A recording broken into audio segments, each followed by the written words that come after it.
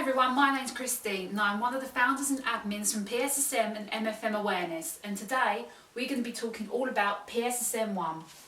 We're going to be explaining what PSSM1 is, how to test for PSSM1, the symptoms of PSSM1 and how to manage the PSSM1 horse. Let's begin. So what exactly is PSSM1 and what causes it?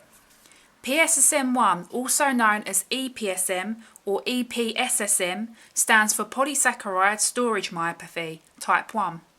PSSM1 is a hereditary glycogen storage condition caused by a mutation in the GYS1 gene. This gene mutation causes a horse to overproduce and store too much glycogen in their muscles. What is glycogen and what does it do? Glycogen is part of a long chain of glucose carbohydrate molecules, also known as polysaccharides. Glycogen serves as a form of energy for animals, fungi and bacteria. How does glycogen work in normal horses? Glycogen is stored in a horse's muscles and liver.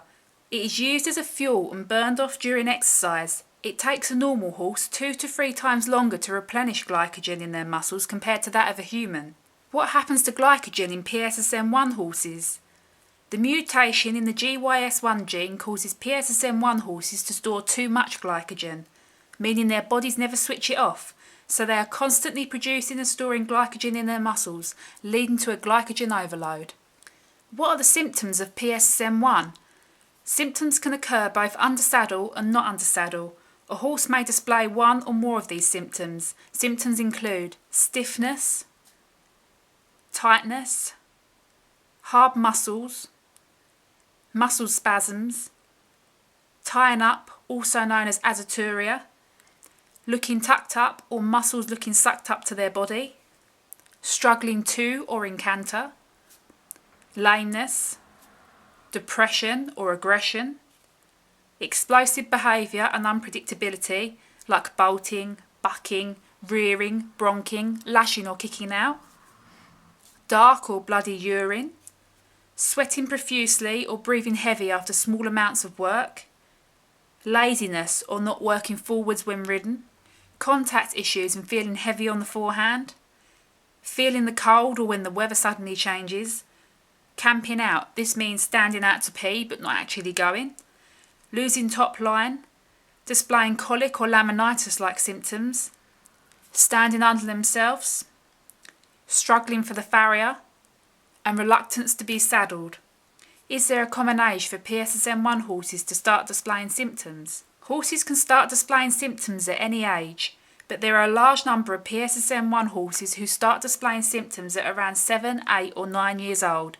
This is because the horse stops growing, so all the glycogen that was being used for growth suddenly has nowhere to go, causing the horse to display symptoms.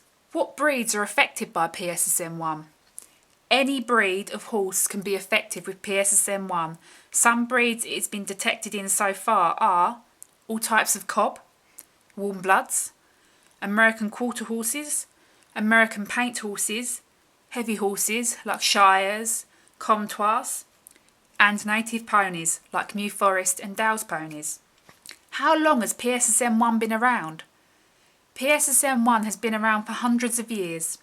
Back in the days when horses were working animals, put in ploughs and carts, they would be worked all week, then given Sunday off. The horses would be left in stables all day on Sunday and fed lots of grains and sweet feed. But come Monday morning, when it's time for them to work again, the horses couldn't move as they are completely frozen up. It happened so frequently, people gave it the name Monday morning disease.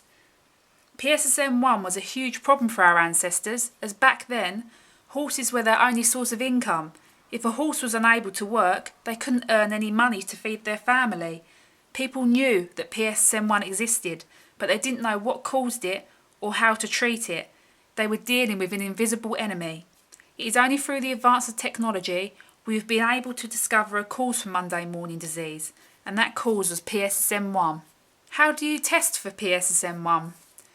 You can test for PSSM1 via blood test, muscle biopsy or hair strand test. The hair strand test is the most popular as it's the simplest and cheapest method.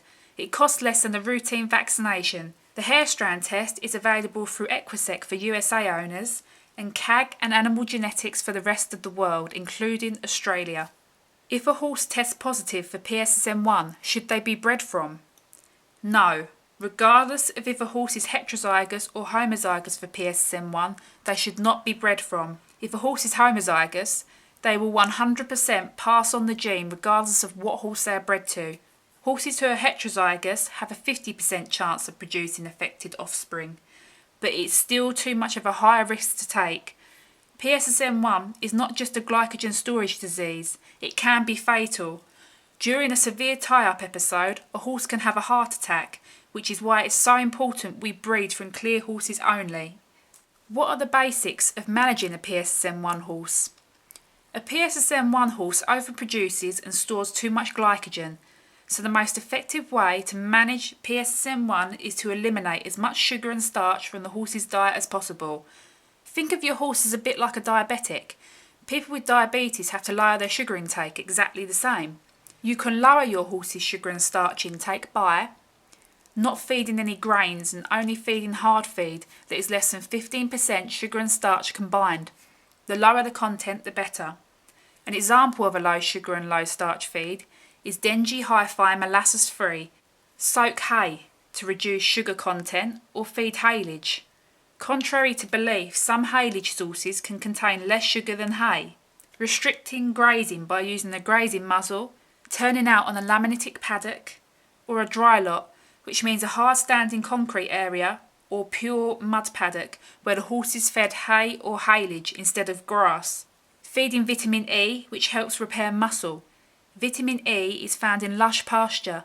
PSSM1 horses usually lack vitamin E as they're on restricted grazing. Letting the horse have as much turnout time as possible so they are moving around to burn off glycogen. Do some form of exercise with your horse every day to help burn off further glycogen. This only counts if the horse is unsymptomatic. These are the bare basics of managing a PSSM1 horse. For more information on PSSM1 management, you can talk to other PSSM1 owners via our Facebook group, PSSM and MFM Awareness, or discuss with a qualified nutritionist who has experience with PSSM1. What happens if I try the PSSM1 diet and it doesn't work for my horse? If you have a PSSM1 horse you are struggling to manage, ask your vet to do a blood test to check their CK levels. If these are within the normal level, then it is worth testing your horse for PSSM2 also. And that concludes our video on what is PSSM1. I hope you found this video helpful and that you now have more of an understanding on what PSSM1 is. Don't forget to like this video, subscribe, follow us on Instagram and join our Facebook group for the most up-to-date information on all things PSSM. Thank you for watching.